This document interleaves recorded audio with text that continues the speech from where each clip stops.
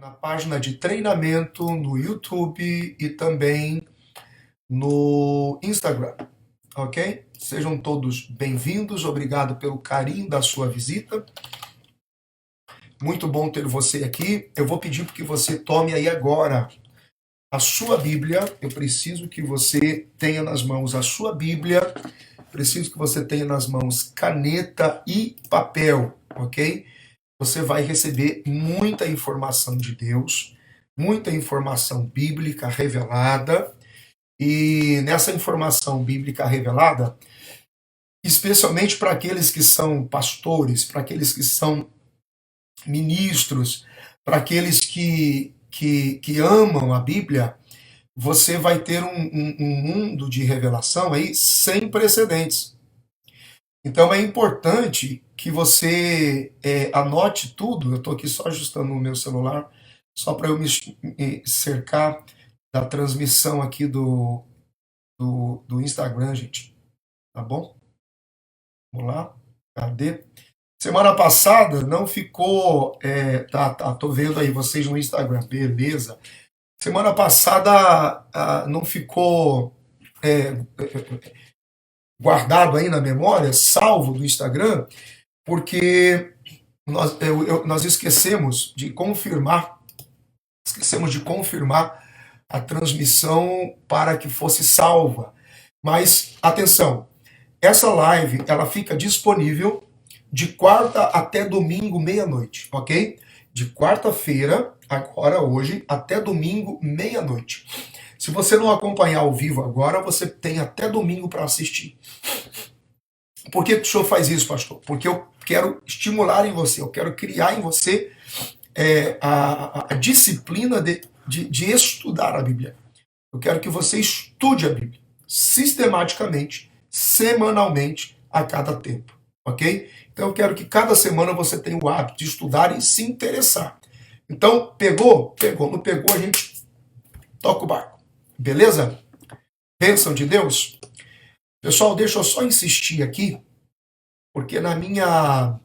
Se bem que depois eu posso disponibilizar naturalmente, mas eu gostaria muito que a minha fanpage fizesse essa transmissão direto, sabe? Me dar só mais um minutinho aí, por favor. Hoje nós vamos falar sobre o livro de Neemias e nós vamos falar sobre o capítulo de número 2 e o capítulo de número 3. Eu sei que nós divulgamos aí para vocês os capítulos de 4 a 6, de 4 a 5, se eu não me engano. Só que semana passada foi tão assim, tão forte, foi tão especial.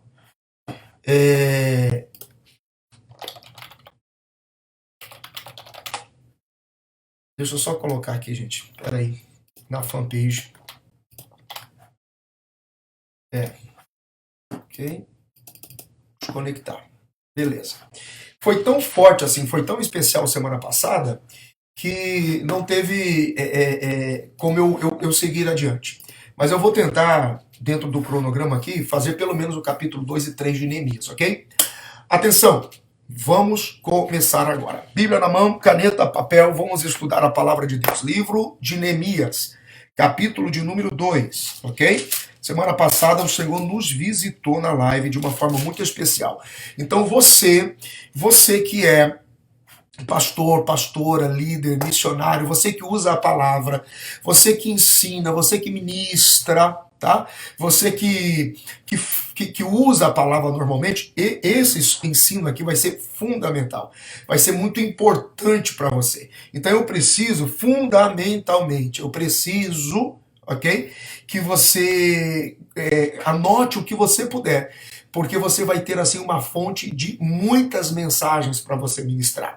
Pastor, eu sou apenas um estudante da Bíblia e eu quero só aprender um pouco mais da palavra de Deus. Então anote também, porque isso vai surtir muito efeito para você, tá bom? Vamos lá, gente.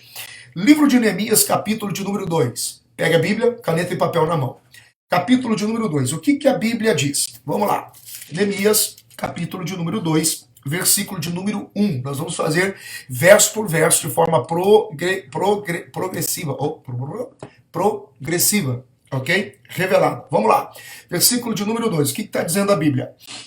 Sucedeu então que no primeiro mês de Nissan, no ano 20º do rei Artaxerxes, quando provava o vinho que estava diante do rei, eu o tomei e dei ao rei. E como eu nunca estivera triste em sua presença, vamos ler o versículo 2. O rei me disse: por que está triste o teu semblante, se não estás enfermo? Isso não é outra coisa senão tristeza de coração. Então tive muitíssimo temor. O livro de Neemias, ele é um livro simplesmente espetacular. Então vamos lá. Capítulo de número 2, versículo de número 1. Veja que Neemias, ele servia como um mordomo, como um copeiro, como aquele que provava as comidas e as bebidas do rei, evitando que o rei fosse se contaminasse. Então ele era o provador das bebidas, ele era o provador das comidas do rei, certo? Agora veja que coisa interessante. O serviço dele exigia dele uma atitude de sempre externa disposição e alegria, porque o rei tinha uma conexão umbilical com ele. Todas as vezes que você serve alguém, e você serve com todo o seu coração, porque esse é o espírito do serviço. Todas as vezes que você serve alguém, e você serve com todo o seu coração, você serve com toda a sua alma, você serve com toda a sua vida, todas as vezes que você serve, você vai produzir este efeito de profunda e sensível conexão. Profunda e sensível conexão com a pessoa com quem você está servindo, com a pessoa com quem você está oferecendo o serviço, o seu trabalho, a sua dedicação, o seu empenho, o seu amor, e isso é vital para todos nós.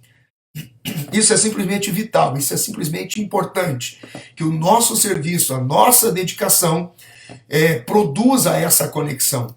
Então, perceba, todas as vezes que Neemias provava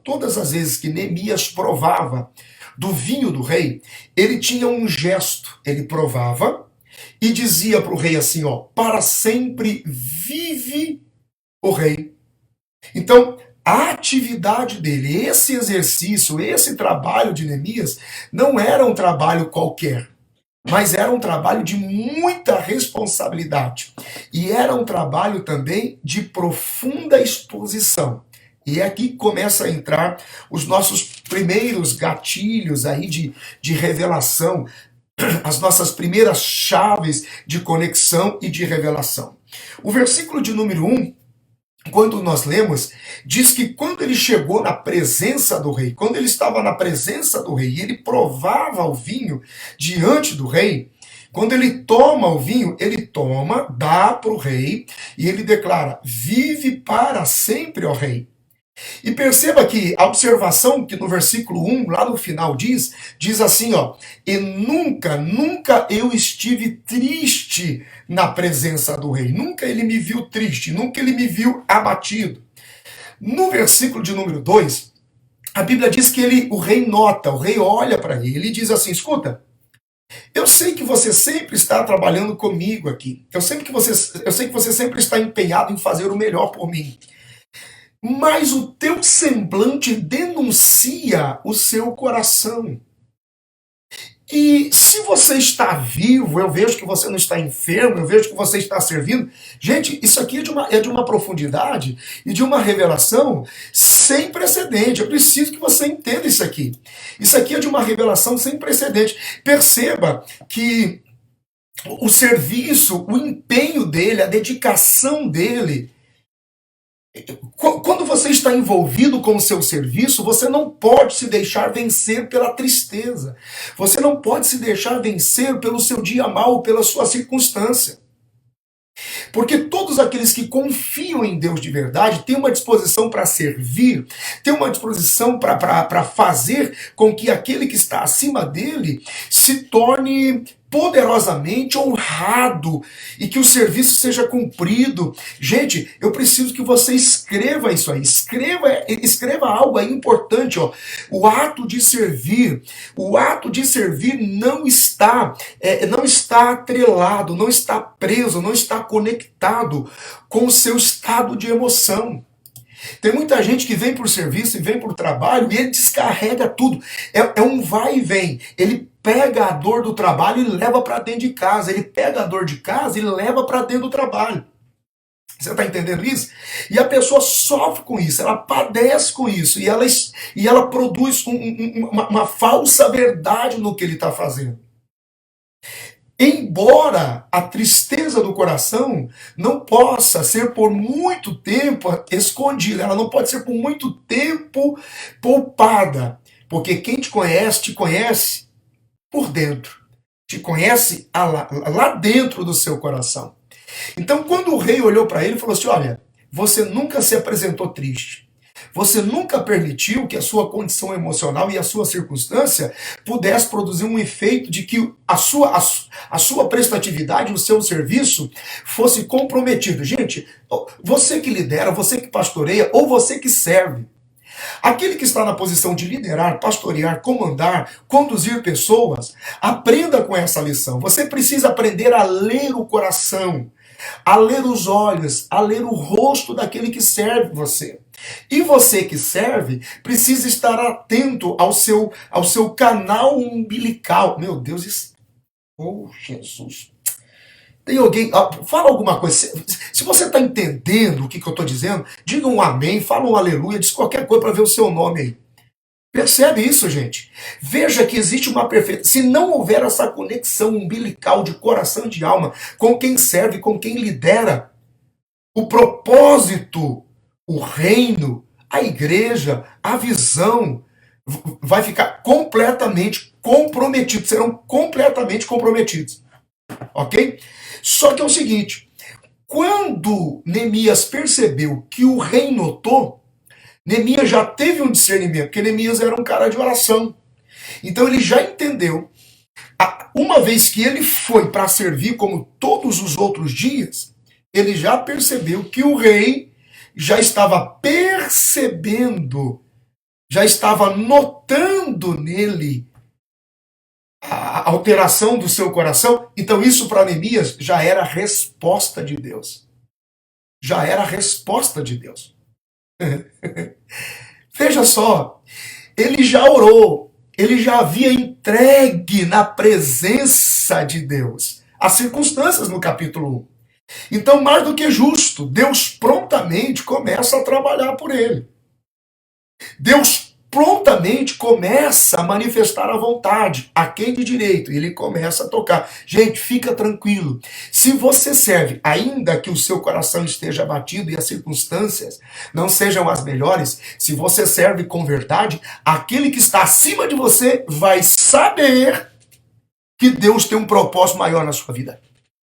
Aquele que está acima de você será tocado. Eles vão saber que Deus tem um propósito e que aqueles que estão acima de você precisam saber do que Deus tem e do que Deus preparou. Oh, meu Deus, isso é muito legal, isso é muito forte. Olha o versículo de número 3 para a gente avançar.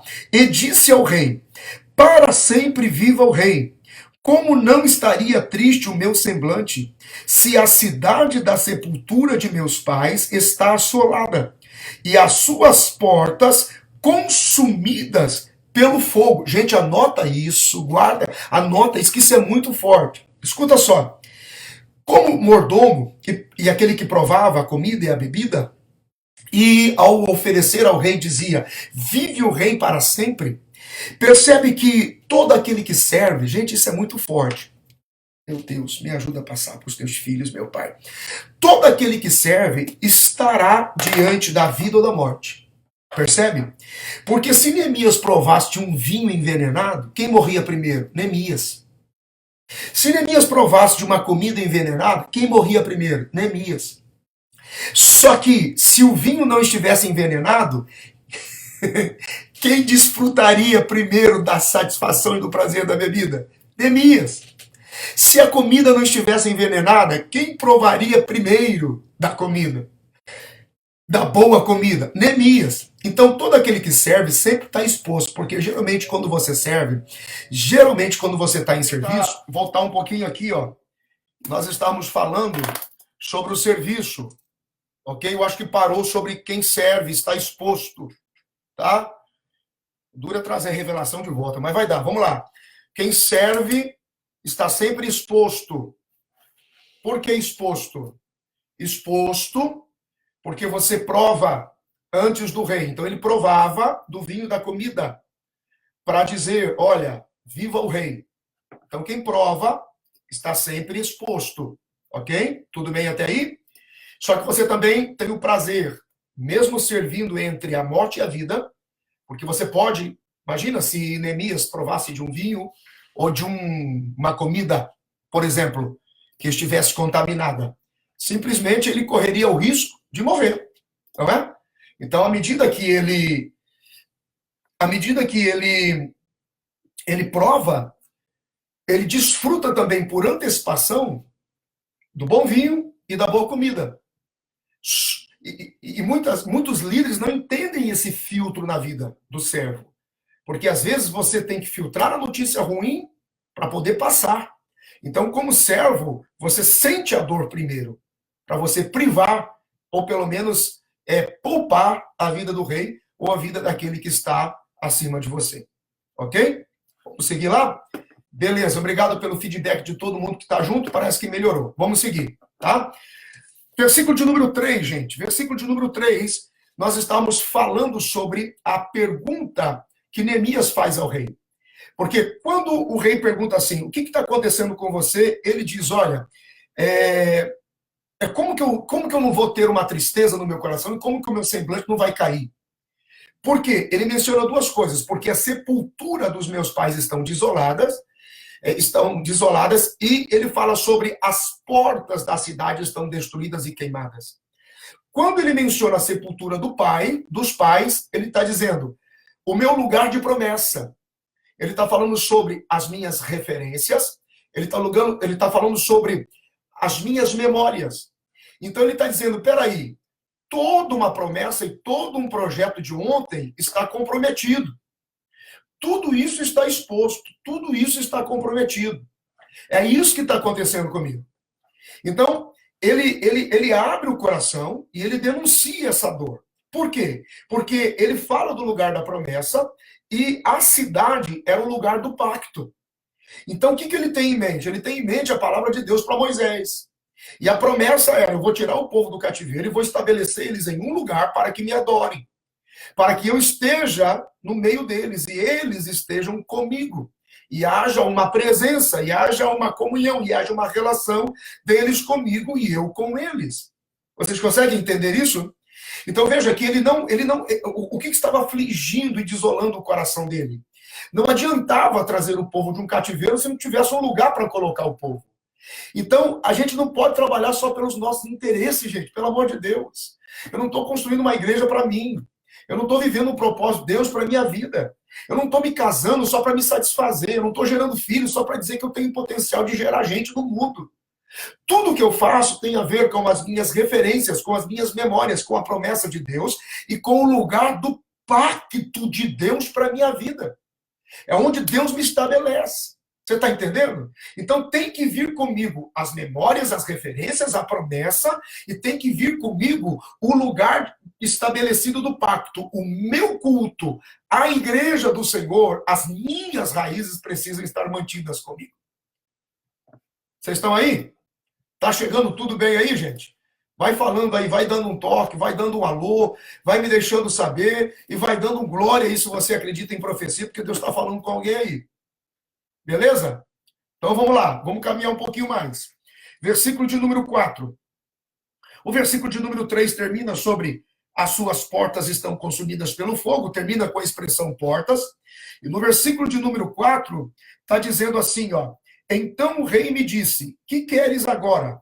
E eu, encomendando-me ao Deus do céu, Versículo 5. Respondi ao rei: se parece bem ao rei, se o teu servo achou graça diante da tua presença, peço-te que me envies a ajudar a cidade dos sepulcros dos meus pais, e eu a reedificarei. Gente, para tudo. Pega o papel, pega a caneta, pega a Bíblia e começa a escrever. Para tudo. Vamos lá. No versículo de número 3, ele evoca a sepultura dos pais, memória, referência e promessa. Ele faz menção das portas que tem a ver com o lugar do pacto, certo? Aqui começa a surgir toda a estrutura, toda a visão para a reconstrução e manutenção das portas, ok? Nós vamos estudar, então, quais eram as portas? A porta do vale, a porta das ovelhas, a porta, vamos lembrar junto, a porta da fonte, a porta do peixe, a porta velha, a porta velha ou a primeira porta ou a porta primeira, a porta das águas, a porta dos cavalos, tá faltando aí, vamos lá, a porta oriental, a porta dos registros, a porta de Efraim, a porta da prisão e a porta do monturo, ok? As 12 portas, e nós temos uma representação sobrenatural, nós temos uma revelação sobrenatural que flui aqui, porque essas portas não estão, nesse instante, de forma prática e direta, elas estão mencionando a cidade, mas essas portas, aleluia, tratam de uma nação inteira. Oh, meu Deus do céu! Aquilo que você faz pregando, pastoreando, cantando, até a sua casa, o seu casamento, os seus filhos, não tem a ver com a sua individualidade, com as suas conquistas pessoais, tem a ver com uma nação inteira. No seu casamento, com seus filhos, com a sua esposa, você está edificando uma nação, a nação do reino de Deus. Quando você canta, quando você prega, quando você pastoreia, quando você trabalha, quando você é empreendedor, quando você é empresário, você não está enchendo só as suas mãos, você está restaurando e reedificando uma nação inteira. Gente, meu Deus do céu. Percebe isso?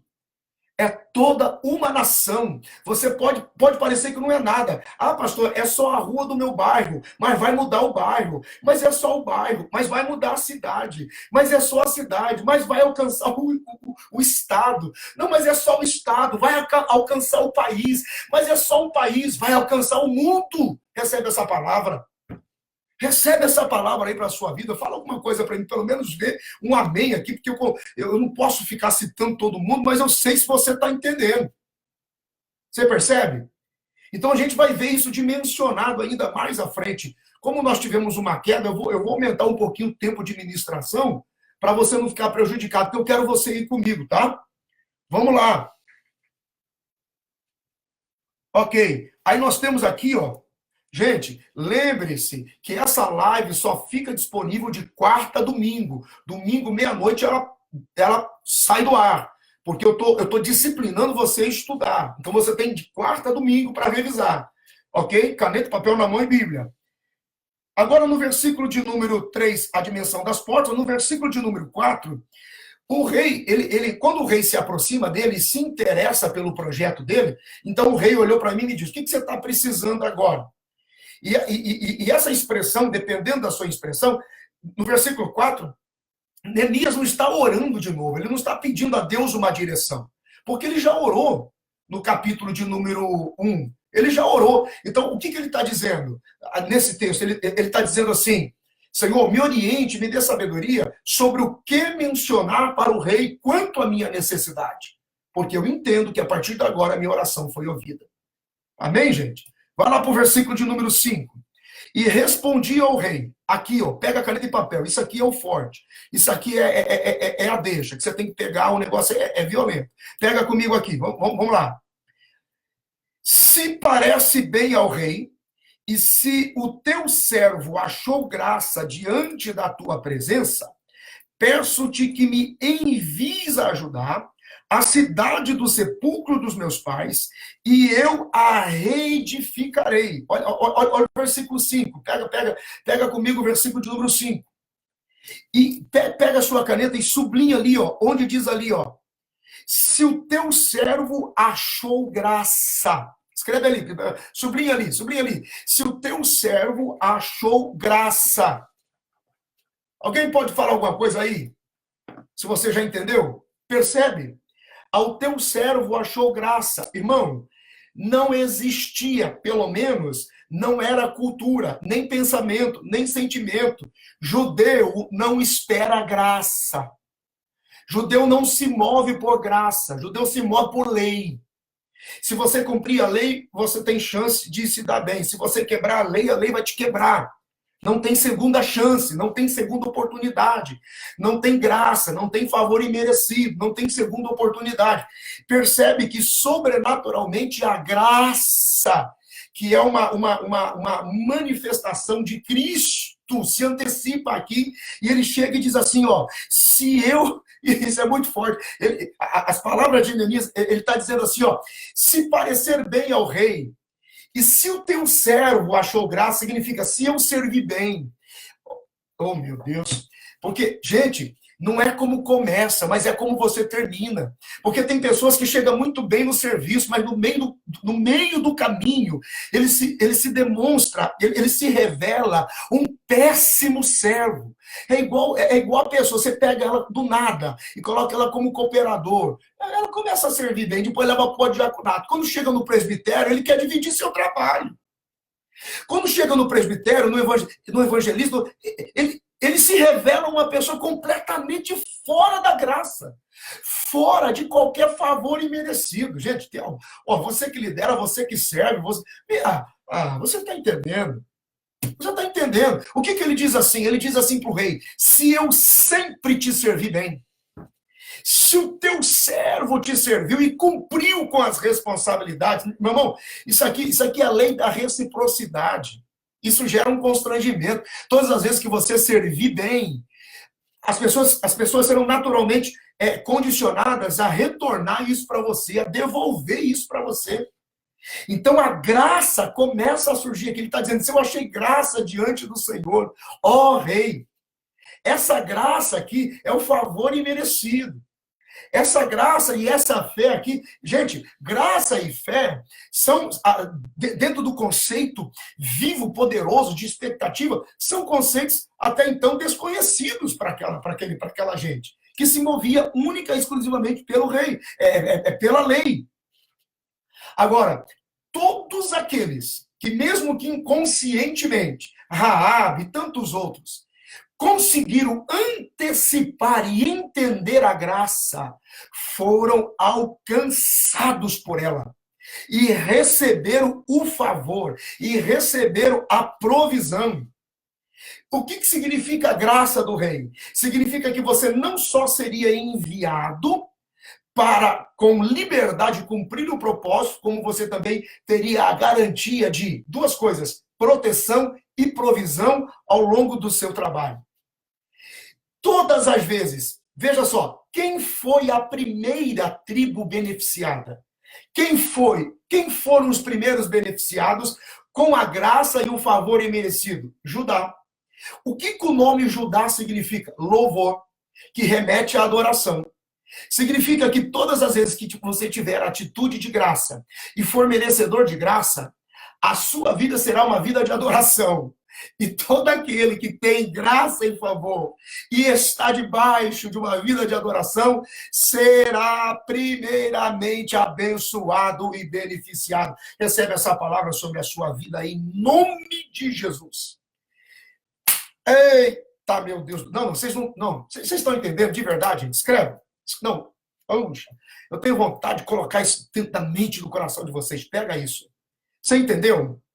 A graça, todos aqueles que no Antigo Testamento tiveram, mesmo que inconscientemente, o entendimento da graça e do favor imerecido, receberam a atenção da provisão, da proteção. Judá foi a primeira tribo atendida, louvor, adoração. Então, se você está no favor de graça, a sua atitude será de adoração. a graça e a adoração vai te colocar. Vou usar um termo assim bem popular. Vai te colocar no começo da fila para a provisão de Deus. Maravilha?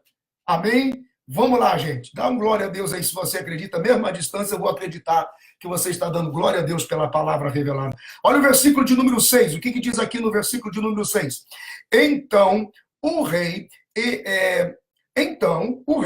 estando a rainha sentada ao seu lado, me disse: quanto tempo durará a tua viagem? E quando regressarás? Percebe o detalhe? Você vai precisar ir quando? E quando você volta? Gente, eu não estou nem usando de exegese complexa, de etimologia, eu não estou nem pegando a raiz de coisas originais para não confundir você. É uma forma de você ler a Bíblia do jeito que ela está e entender a revelação que está nela. Esse é o propósito dessas lives. Quando é que você vai? Quando é que você volta? Foi do agrado do rei enviar-me e, fixando um prazo, me permitiu partir. Gente, isso aqui é coisa de gente grande. Isso aqui é coisa de gente que lidera com responsabilidade. Você não pode simplesmente sair aleatoriamente e dizer, vou fazer o que dá, e do jeito que dá, e enquanto... Não, você tem que estabelecer um prazo, porque organização tem a ver com liderança eficaz. Organização tem a ver com liderança responsável. Organização tem a ver com liderança que sabe o que está fazendo. Você tem que estabelecer, você tem que se apegar ao foco e você tem que estabelecer metas. Eu começo aqui, desenvolvo aqui e chego nesse plano. Porque aquele que vai se levantar sobre você, às vezes você precisa de um recurso, você precisa de um patrocínio, às vezes você precisa de um favor do seu pastor, do seu patrão, às vezes você precisa de uma atenção do seu pai, seja o que for. E ele pergunta para você assim, mas isso aí tem tempo? Você começa quando e termina quando? Seja o que Deus quiser. Não, gente. Todo investimento, toda parceria, todo patrocinador, todo investimento ministerial tem que ter um programa. Então, o que a gente aprende aqui nesse texto? De uma forma bem interessante e curiosa. Você começa quando? Você termina quando? Ok? Então, anote aí.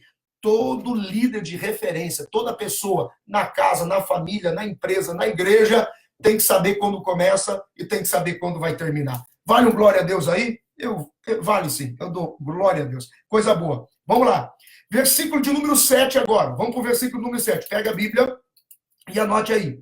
E disse ao rei, se ao rei parece bem, Neemias falando, se ao rei parece bem, que se me deem cartas para os governadores das províncias do outro lado do rio Eufrates. Assinale ali, ó, outro lado do rio Eufrates. Anota isso aí. Do outro lado do rio Eufrates, ok? Anota isso aí. Vamos lá.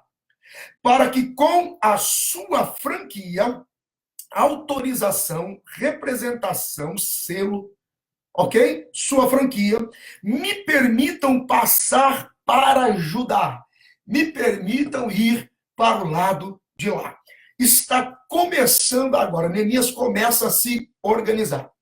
E como toda pessoa que tem discernimento espiritual, como eu sei disso? Capítulo número 1, oração, choro, quebrantamento, envolvimento, clamor a Deus, sensibilidade para ouvir a voz de Deus. Então, como toda pessoa que tem uma disposição para ser guiado pelo propósito de Deus e está sensível à movimentação de Deus, ele começa a se organizar. O que está vivo na mente e no coração de Neemias? O que está vivo e latente nele? A atividade espiritual que espera. Nós estamos lendo de uma forma geográfica, física, ok? Literal aqui, sobre, do outro lado, o rio Eufrates, governadores, autoridades. Aqui também, gente, está se desenrolando todo um cenário espiritual.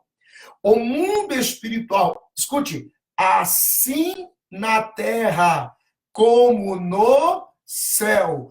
Tudo que fazemos na terra para vivermos o propósito, estabelecermos o reino de Deus, seja no casamento, na família, seja na empresa, nos negócios, seja nos relacionamentos, no ministério, nós teremos as atividades físicas também acompanhadas e muito influenciadas pelas atividades espirituais. O mundo espiritual aqui está ativo.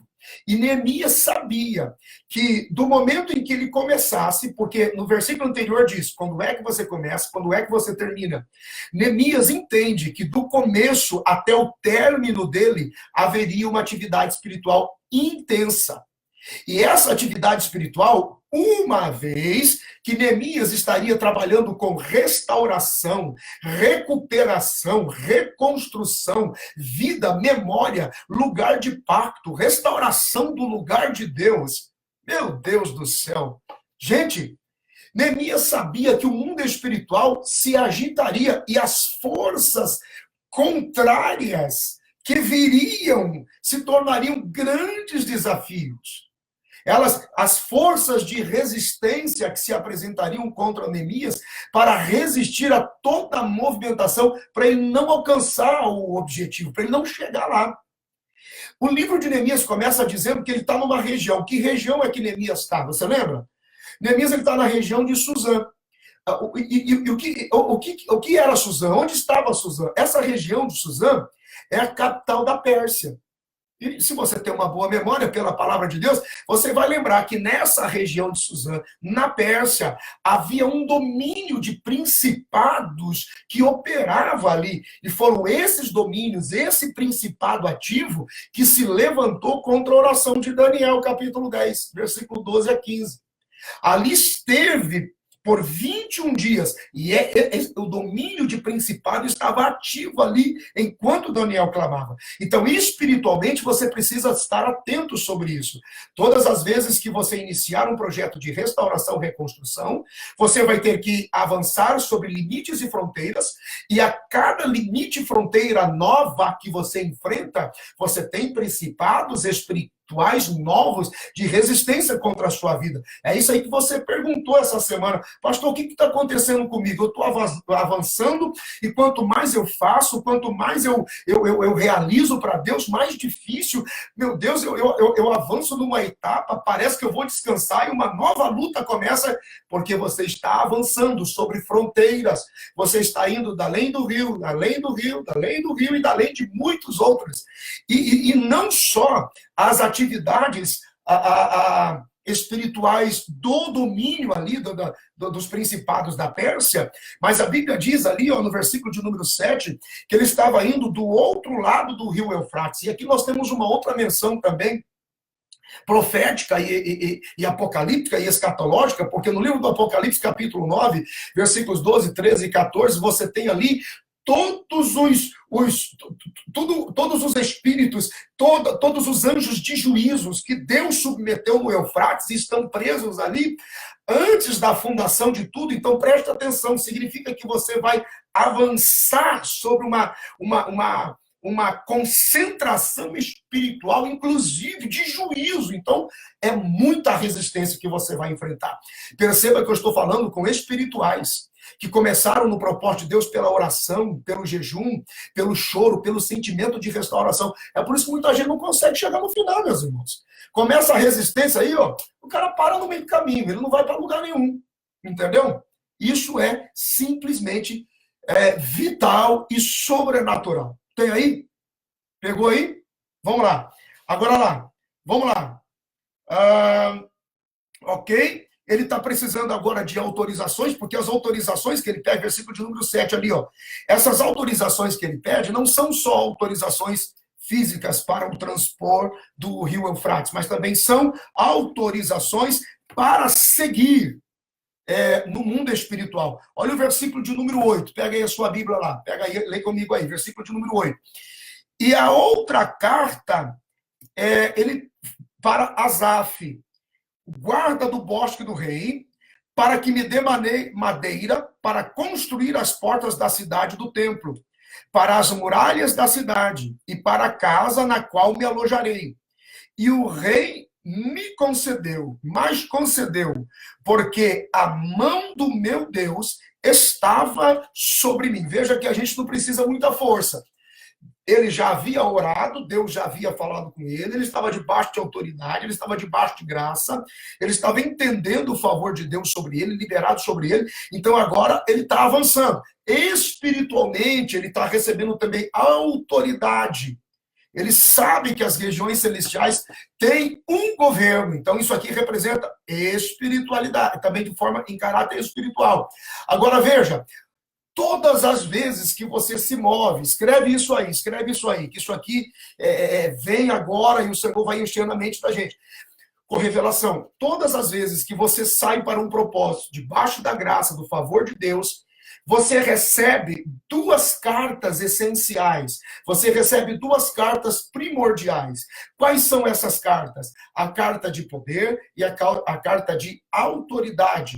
E elas são diferentes, gente. Elas são diferentes. Tem pessoa com muito poder, mas com pouca autoridade.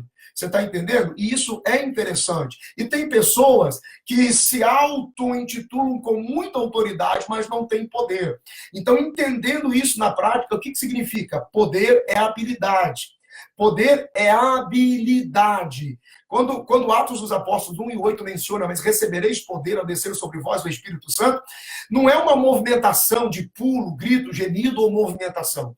A palavra poder, na teologia tradicional, que diz dunamis, dínamo, dinamite. Então, movimentação é aquilo que movimenta, aquilo que estimula e aquilo que dá o start, aquilo que dá a explosão. É tradicionalmente conhecido, mas a palavra poder também significa habilidade para, apto para realizar algo. Então, poder, habilidade, você recebe carta pela habilidade. E você recebe autoridade, que significa autorizado para exercer aquele poder. É por isso que você pode ter muito poder, você pode pregar muito bem, mas se não tiver autoridade, se não tiver autorizado, não vale para nada. Eita, tem gente que não vai gostar agora não. Gente, olha o que a Bíblia diz. Olha o que a Bíblia diz. Eclesiastes capítulo 9, versículo 10. Tudo que vier à mão para fazer, faze conforme as suas forças. Então, esse poder aqui, não precisa se pregar bem. Não precisa ser um mestre. Não precisa ser um exegeta. Você pode ter uma palavra pautada na Bíblia, sem muita revelação, mas com autoridade, graça e regada com oração e dependência de Deus. Tudo o que vier à mão para fazer. Tudo o que vier, tudo o que lhe for dado. Porque se não for te dado para fazer, não faça. Não faça. Perceba? Essa é a diferença de poder e autoridade. Tudo o que vier à mão para fazer. Então você pode ter muita habilidade, mas se não estiver autorizado, você não vai seguir adiante. Daí o propósito, aí a gente volta tudo ao contrário. Servir, independente das circunstâncias, para ser achado em graça, para que quando você precisar de poder e autoridade, você receba. Você esteja autorizado, você esteja habilitado. Amém? Vamos mais um pouquinho lá? Deixa eu ver o versículo 8 aqui, se a gente falou tudo. A ideia é essa. Tá bom? Versículo de número 9. Então fui aos governadores das províncias do outro lado do rio Eufrates e lhes entreguei as cartas do rei. Além disso, o rei enviou comigo uma escolta de capitães do exército e soldados da cavalaria, porque sempre que você estiver se movendo debaixo da graça de Deus, você automaticamente vai estar se movendo com a proteção, porque a graça de Deus é provisão e proteção. Diga graças a Deus por isso. Todas as vezes que você se mover, todas as vezes que você se mover baixo a graça e ao favor de Deus, você vai se mover com proteção e com provisão. Diga isso, graças a Deus. Deus vai mandar nem que for anjos, Deus vai mandar nem que for ventos, Deus vai mandar nem que for, seja o que for, Deus vai mandar para proteger você. E tem mais, vai mandar com autoridade de exército. Por quê, pastor? Porque todo o propósito de Deus, vivendo na vontade de Deus, é um propósito para viver em guerra, e em batalha. E Deus não vai te deixar sozinho nessa guerra. Amém? Vamos avançando lá, vai dando glória a Deus. Quando se inteiraram, Sanbalat estava esperando chegar esses dois, né? A gente pensa em Neemias, hoje a gente pensa nos muros, a gente pensa em Tobias e Sanbalat. Quando se inteiraram, Sanbalat, o Horonita, e Tobias, o servo dos amonitas, desgostou-lhes ao extremo que alguém viesse a procurar o bem-estar dos filhos de Israel, né? De uma forma bem simples, né? Rapaz, basta você trabalhar com restauração, recuperação, socorro, ajuda, que tem alguém para levantar, para te atrapalhar. E é sempre assim, irmãos. Porque quando não se está fazendo nada, e alguém chega para fazer e começa a fazer, quem não estava fazendo fica desgostoso em extremo. Por quê? Porque quando você começa a fazer, fica claro que ninguém estava fazendo. Ok? Então você tem que estar pronto para enfrentar isso aí. Mas vamos entender isso de uma forma também nos valores espirituais, ok? Todas as vezes que você estiver à frente de um grande propósito de Deus, e quando eu falo grande propósito, tem gente que pensa que é uma grande igreja ou um grande ministério. Gente, manter um casamento de pé é um grande propósito. Manter filhos no altar é um grande propósito. Conduzir uma empresa e ser um empreendedor de sucesso para manter o reino de Deus é um grande propósito. Ministério pastoral, profético, adoração é um grande propósito, ok? Então vamos lá. Bom, todas as vezes que nós estivermos envolvidos em um grande propósito de Deus, nós vamos estar enfrentando sempre grandes desafios. E é interessante que eu imagino comigo aqui, e isso é bem interessante, veja só que talvez você vai até se identificar com isso, que quando Neemias começou, eu acho que ele não tinha ideia. Eu acho que Neemias não tinha, assim, em mente a proporção do que ele iria enfrentar pela frente, do que esperava ele pela frente. Ele sabia que ele teria resistência. Então, nós temos aqui 3 níveis de resistência, ok? Eu falo agora em linguagem espiritual de revelação. Preste atenção, pastores, líderes, pai, mãe, ministros que me ouvem. Preste atenção, empresários que me ouvem. Todas as vezes que nós nos movemos pelo propósito de Deus, todas as vezes que nós nos movemos pela vontade de Deus, pelo querer e pelo efetuar de Deus, nós vamos encontrar resistência em 3 esferas. Anote aí, linguagem espiritual eu estou usando aqui agora. Resistência dos principados, escreve aí. Resistência das potestades, escreve aí. Resistência, baseado no que Neemias nos apresenta, a resistência dos nossos inimigos regionais. Pastor, como é que funciona isso? Quando você começa a se mover, porque todo propósito tem a ver com a manifestação do reino de Deus. Quando você começa a se mover pelo reino de Deus, você vai enfrentar principados internacionais. O que é isso, pastor? Você pensa que é pouca coisa, meu amigo? Você começa uma coisinha pequena lá na rua do bairro sem nome. O diabo sabe que quando você caminha debaixo de um propósito, você pode influenciar o mundo todo. E a gente está cheio de exemplo aí com isso. Então, você vai provocar os principados internacionais, porque todo o universo, todo o globo vai sentir que está nascendo, ou que nasceu, ou que alguém está se movendo debaixo do reino de Deus. Então, se você está num país, você vai se envolver com o principado. Você está no Brasil, você vai se envolver com o principado do Brasil. Você está no Canadá, você vai receber resistência do principado do Canadá. E se você está na fronteira com os Estados Unidos, também. E se você está na fronteira com o México, também. E você está na fronteira com a Venezuela, com o Uruguai, com a Bolívia, também. Percebe?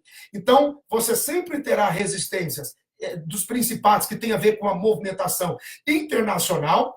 Você vai encontrar resistência de potestades, principados, potestades que tem a ver com a resistência aos recursos nacionais. O que significa recursos nacionais? É o dinheiro para a construção que não chega, é a compra da cadeira que não vem, é a reforma que não flui, é o equipamento de som que não dá certo, é a abertura da empresa que não sai, é a documentação que não flui, é o terreno que não consegue ser legalizado. Você está entendendo? O mundo espiritual internacionalmente por principados ativos, as potestades impedindo que você avance, e aquilo que Neemias também registra como a resistência regional. A resistência regional aqui é a resistência de Tobias e Sanbalate, porque a resistência de Tobias e Sanbalate representa a infiltração de todas as pessoas que estão no meio do povo e não querem que você avance.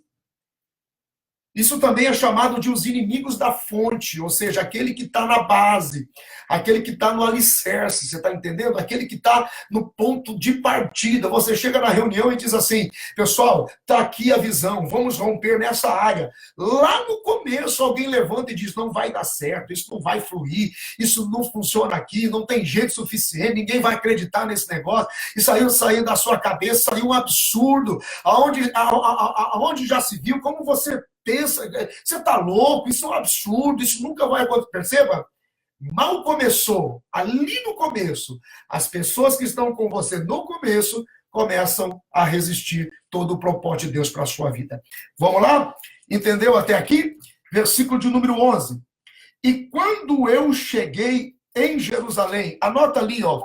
Quando eu cheguei em Jerusalém, eu permaneci ali por 3 dias. Anote essa expressão aí, coloca ali por 3 dias e anota ela. Isso aqui é muito forte para a vida da gente, tá bom?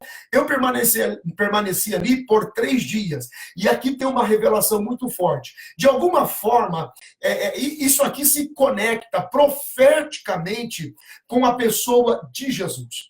Isso aqui está conectado profeticamente com o princípio de Deus ou o propósito de Deus na lei dos 3 dias. Anota isso aí. Quando você olha para Jesus, o que você vê em Jesus? Você olha para Jesus e você vê a sexta-feira da morte, o sábado do sepultamento e o domingo da ressurreição. Então anote isso aí. Anote isso aí, ó. Todo o propósito de Deus flui nessa circunstância. Anote aí. Primeiro, a sexta-feira da morte, o sábado do sepultamento e o domingo da ressurreição. Isso aqui equivale a quê, pastor? Isso aqui profeticamente equivale a 3 anos. Porque no 4º ano é quando você estabelece o propósito, e aí então você começa a ser visto e reconhecido como alguém que realmente está se movendo na vontade de Deus. Então, geralmente, quando você começa algo novo, algo do zero, focando restauração e reconstrução, no 1º ano, olha, quem tem ouvidos, ouça. Quem chegou na obra missionária sabe o que eu estou falando. Quem está vivendo uma mudança de lugar, você está num outro país, você está numa outra cidade, você está num outro estado, você está... Enfim, você me entendeu. Todas as vezes que você se move, você avança uma fronteira para iniciar algo novo. Primeiro, o seu 1º ano é como um estado de morte. Você é completamente desconstruído. Totalmente. Porque você sai de uma igreja, de uma cidade, de um conforto, com uma série de manias, ideias, com uma série de valores que você acredita que aquilo funciona em qualquer lugar. Mas aí, meu Deus do céu, aí você tem... Gente, meu Deus do céu, que presença gloriosa, meu Pai. O 1º ano é um ano de desconstrução. Você é moído e você vai à morte. Por quê? Porque você está encontrando o principado, a potestade e a resistência local do lugar. Aí você começa a entender quais são as ferramentas de Deus que você precisa usar. No 2º ano, é o ano do sepultamento, porque é o ano em que você desaparece por completo. E as pessoas pensam, quem te viu sair, quem te viu mudar, quem te viu chegar naquele lugar, quem te viu começar do zero, quem te viu começar, meu Deus do céu, lá de baixo. O 1º ano você morreu, no 2º ano você se silenciou. Porque você diz, meu Deus, e agora? E agora? E agora? E agora? Tu estás aqui, Senhor. Tu estás aqui, Senhor. O que eu estou fazendo aqui, Senhor? Então, o primeiro ano você morre, no segundo ano você desaparece. E quando pensam que tudo está perdido, no terceiro ano você ressuscita. É a ressurreição de Deus. Aleluia! Você ressuscita para que no quarto ano você comece a oferecer sacrifício de louvor, porque toda a colheita que virá a seguir vai começar a encher os seus celeiros. Recebe esta palavra sobre a sua vida no nome de Jesus. É por isso que a Bíblia está dizendo. Ele chega, versículo de número 11, e diz assim, ó, eu cheguei em Jerusalém e permaneci ali calado por 3 dias. Eu não sei, eu não consigo, eu queria ver o rosto de vocês, eu queria ver a reação de vocês, eu queria ver se tem alguém comigo aí, não é possível. Eu acho que tem, gente, eu acho que tem. Deus está falando com alguém aqui agora, Deus está falando com pessoas aqui agora. Pastor, é o meu primeiro ano, eu estou passando a sexta-feira da morte, vai piorar um pouquinho, você vai morrer, Deus vai te desconstruir, vai te jogar lá embaixo. E no segundo ano vão jogar a terra, vão te sepultar, vão rolar pedra e vão dizer, ninguém lembra mais, ninguém lembra mais. Mas quando ouvirem falar de você, você vai estar ressuscitado. E todos aqueles que anunciaram a sua morte correrão após você e viverão pelo ministério que Deus te deu. Pega aí, gente. Pega.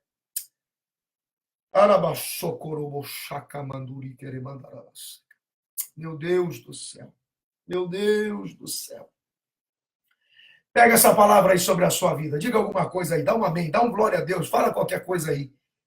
Meu Deus, aonde os meus irmãos estiverem agora, em todos os lugares que essa live estiver chegando, que eles sejam cheios da presença da tua palavra, da presença da revelação de Deus, da presença do entendimento de Deus. E quem não assistiu essa live ao vivo, quando assistir nesses dias que seguir, sintam a mesma presença. Eu abençoo a sua vida no nome de Jesus. Ei, meu Deus do céu, vamos lá, estou vendo que eu não vou conseguir terminar de novo. Versículo de número 12 agora, vamos lá para o versículo de número 12 comigo. Pega a sua Bíblia lá, caneta, papel na mão. Gente, não esquece, essa live sai do ar domingo, meia-noite. Ela só fica disponível de quarta a domingo, ok?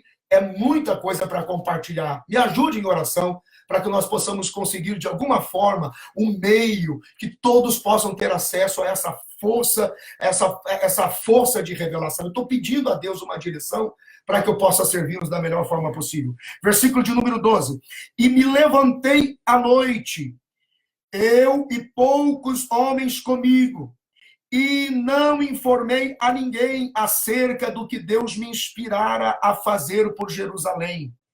E nenhum animal estava comigo, exceto o que eu montava. Veja o que ele está dizendo, alguns detalhes, para a gente não ir muito longe. Ele se levanta à noite, percebe que ele fica 3 dias ali, trabalha silenciosamente à noite, porque o silêncio de quem lidera, o silêncio de quem está se movendo no propósito de Deus é fundamental. Ele precisa dessa disciplina, porque você não pode sair compartilhando a visão com qualquer pessoa. Você não pode sair compartilhando a visão com qualquer um. Então, ele está ali nesse processo de morte, sepultamento para a ressurreição. E ele está ali calado. Ele entra na cidade, avaliando a cidade. E ele fica sobrenaturalmente guardando isso no seu coração. Curiosamente, ele entra e à noite ele começa a inspecionar a cidade. Vamos lá para o versículo de número 13.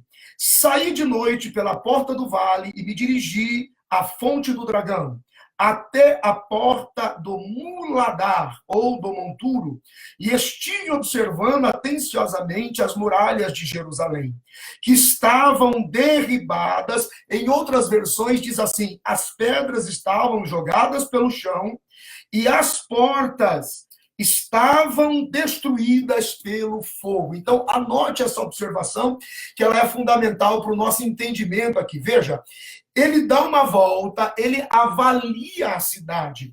E é interessante, eu quero que você destaque o seguinte aqui, ó. Quando ele começa a avaliar, a Bíblia diz que ele sai pela porta do vale. Anote aí, ó. Anote aí, ó, versículo de número 13, vai lá comigo. Eu saí e comecei a avaliar pela porta do vale. Ou seja, a porta do vale é a porta da simplicidade. Essa porta do vale aqui que ele se refere, quando ele começa por baixo. Em algumas versões diz assim: eu comecei pela porta do vale e me identifiquei com os destroços. Eu me identifiquei com a sujeira. Eu me identifiquei com o lixão. Significa que quando você começa qualquer coisa no propósito de Deus, você precisa começar por aquilo que está mais doído, por aquilo que está mais infeccionado, por aquilo que está causando maior exposição. Ele vai pela porta do vale, pela porta de baixo, por aquilo que está mais exposto. E quando ele chega lá, ele consegue contemplar a real necessidade. Porque quando a gente começa, a gente não pode chegar dizendo, eu vou mostrar do que eu sou capaz. Significa que a sua demonstração de capacidade pode não ser a real necessidade daquela movimentação de Deus na sua vida. Então você começa por baixo, você começa pelas dificuldades, você começa pelas necessidades. E ele vai observando. E é interessante que a expressão, quando ele diz assim, ó, as muralhas estavam derrubadas, dependendo da sua versão bíblica, ele diz assim, as pedras estavam lançadas fora. As portas estavam queimadas. O que ele está dizendo? Ele está dizendo assim, ó, derrubaram as pedras, mas não levaram as pedras embora. Eita Deus tremendo! Pensam que tiveram êxito, mas não tiveram êxito algum.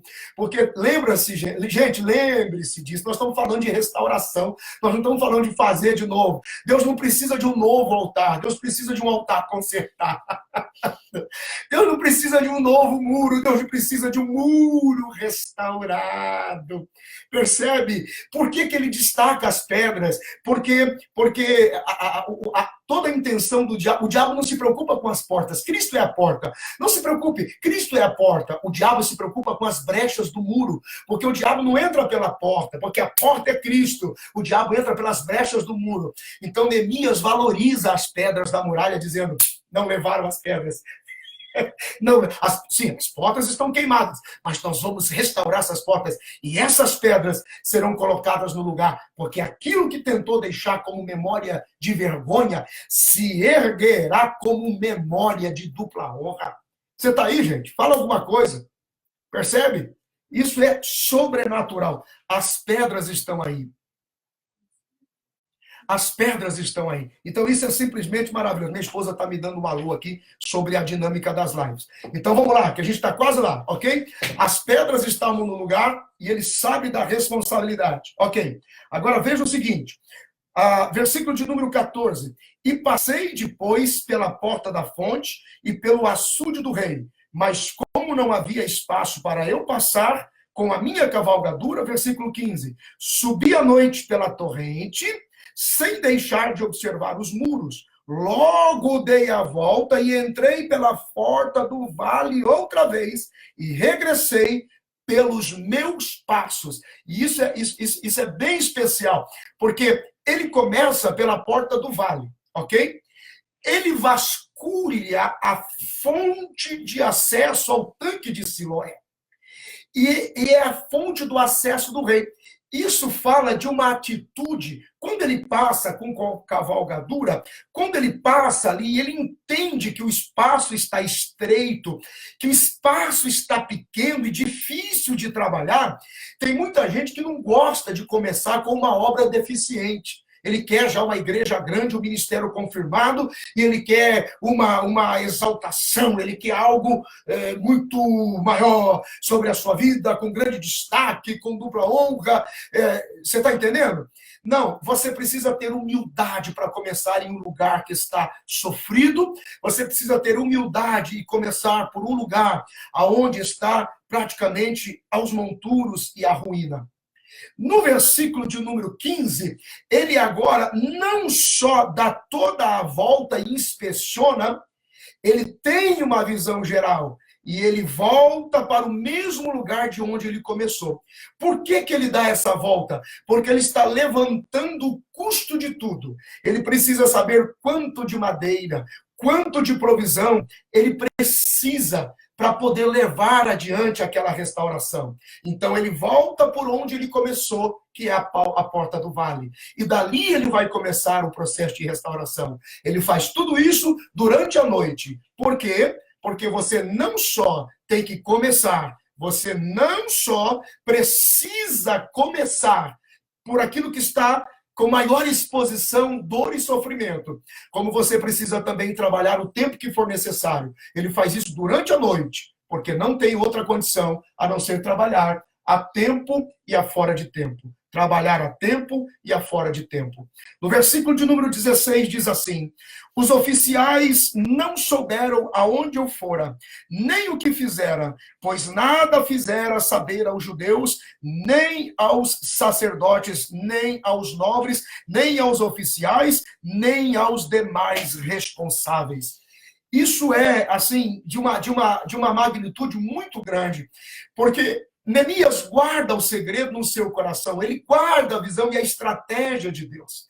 Ele trabalha de forma silenciosa, ele não trabalha de forma escandalosa, porque aquele que está num propósito de Deus e fala demais, ele demonstra fraqueza, mas ele guarda, porque quem guarda o silêncio demonstra qualidade de estratégia, de entendimento, de sabedoria, de compreensão daquilo que Deus está fazendo. Então, falar demais não é o caminho, falar demais demonstra fragilidade, falar demais demonstra insegurança, falar demais demonstra até incapacidade. Então, segura aí, tá bom? Segura. Não sai falando para qualquer pessoa. Versículo 17. Então disse-lhes: vós estáis vendo a triste situação em que estamos. Eis que Jerusalém está em ruínas e as suas portas destruídas pelo fogo. Vinde e reedificamos a muralha de Jerusalém e já não seremos mais objeto de vergonha. Perceba que ele está tratando de Jerusalém, ele está tratando do lugar do pacto com Deus, porém, ele está falando de uma nação. Porque no livro do Apocalipse, capítulo 1, versículo 12, nós temos a interpretação de que aquelas 12 portas representam, cada uma das portas representam as 12 tribos de Israel. Então, nós temos ali a representação de uma nação. Cada uma daquelas portas representa uma tribo. Então, o trabalho de Neemias não era um trabalho seu, só por sua vaidade, mas era a restauração de uma nação. As portas estavam fragilizadas. Isso também apresentava uma circunstância de insegurança, porque a qualquer momento a cidade poderia ser invadida. Versículo de número 18. E logo lhes declarei como a mão do meu Deus estivera comigo, e também lhes comuniquei as palavras do que o rei me dirigira. Então exclamaram: levantemo-nos e comecemos a construção. E fortaleceram as mãos uns dos outros para esta importante tarefa. Ele reuniu quem deveria saber da visão. Ele reuniu quem deveria saber sobre o propósito daquela restauração, sobre o propósito daquela reedificação. Então ele reúne, conta o propósito para eles e o povo responde. Meu Deus do céu, ninguém, anota isso, gente, ninguém pode seguir um homem que não sabe para onde vai. Ninguém. Quando ele contou da visão, E ele mostrou com precisão, depois de conhecer a porta do vale, rodear a cidade, identificar as pedras roladas, a dimensão da queimadura das portas, ele volta, ele entende, está em silêncio com Deus, ele reúne quem deveria fazer parte daquela reconstrução. Então eles respondem para ele com 3 expressões poderosas. Neemias, nos dê material, encha as nossas mãos com material. Segundo, Neemias, nos lidere nesse propósito, nos dê um plano de trabalho, nos dê um trabalho e nós estaremos contigo. Gente, isso é muito forte, muito forte. Meu Deus, como Deus trabalha, como Deus faz, como Deus age. Deus vai cercar você com as pessoas que precisam saber da visão. Deus vai cercar você com pessoas que devem te ajudar, que devem... Meu Deus do céu, recebe essa palavra aí. Quem precisar saber, Deus vai te cercar, não vai te deixar sozinho. Verso de número 19. Quando se informaram Sanbalate, Tobias, Gesem, zombaram de nós e disseram com desprezo: que é isso que fazeis? Acaso pretendeis rebelar-vos contra o rei? Veja que a mente deles estava completamente tumultuada. E aqui tem um tipo, tem uma representação. Anota aí. O versículo de número 19. Destaca aí Tobias, destaca aí Sanbalate e destaca aí, vamos lá, isso, destaca aí Gesem, ok? Então vamos lá. Sanbalate representa aqui toda a resistência de carne, Tobias representa aqui todo o mundo que se opõe, e Gesem representa aqui a resistência direta de Satanás contra toda a obra. Então veja que Neemias sabe, com visão e entendimento, desprezar a afronta. Ele não responde à afronta. Percebe? Por quê? Porque líder no propósito de Deus não reage. Líder no propósito de Deus, ele age. É diferente. Ele não reage. Ele simplesmente age. E essa atitude do silêncio e da sua reação, olha o que o versículo 19 diz. Que é isso que fazes? Esse é o desespero daqueles que estão resistentes ao que Deus te deu. Eles não fazem ideia do que você está fazendo. Guarde isso. A carne, o mundo e o diabo serão resistência contra você. Não reaja. Haja. Se posicione. Haja. Simplesmente haja e reaja.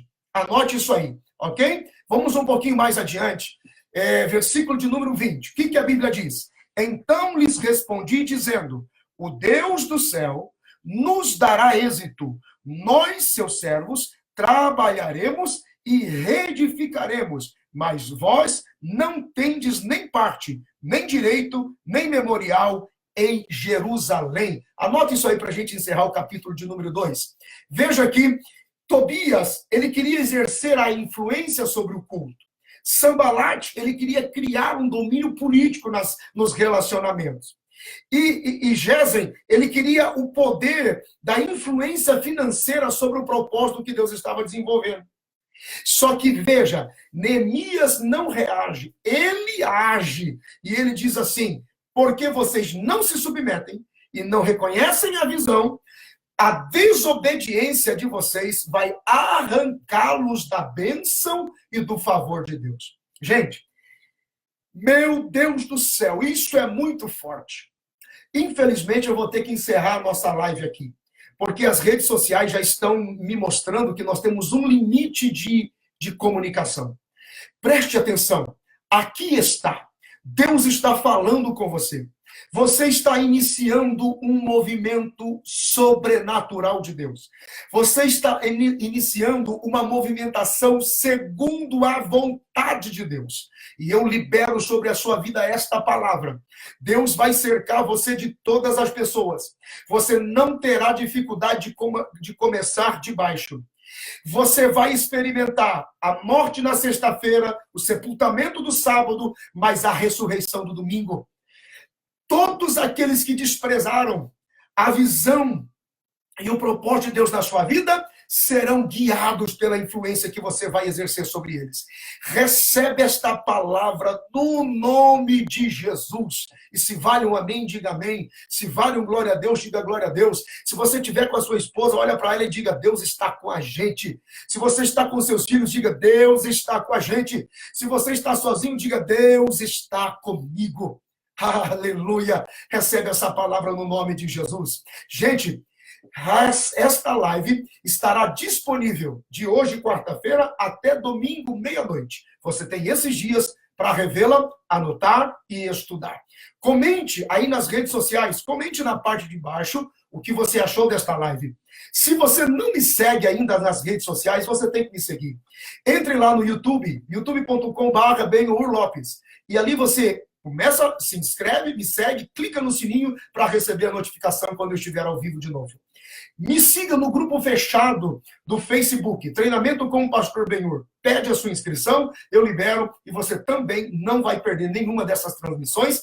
E o que eu dou no grupo fechado é diferente de todos os outros grupos, tá bom? Me siga também no Instagram, se você puder, instagram.com/prbenhurlopes. Que Deus te abençoe. Ó, beijo no coração de vocês, um abraço forte. Obrigado pelo carinho, sempre juntos aqui. Até quarta-feira que vem, fica ligado.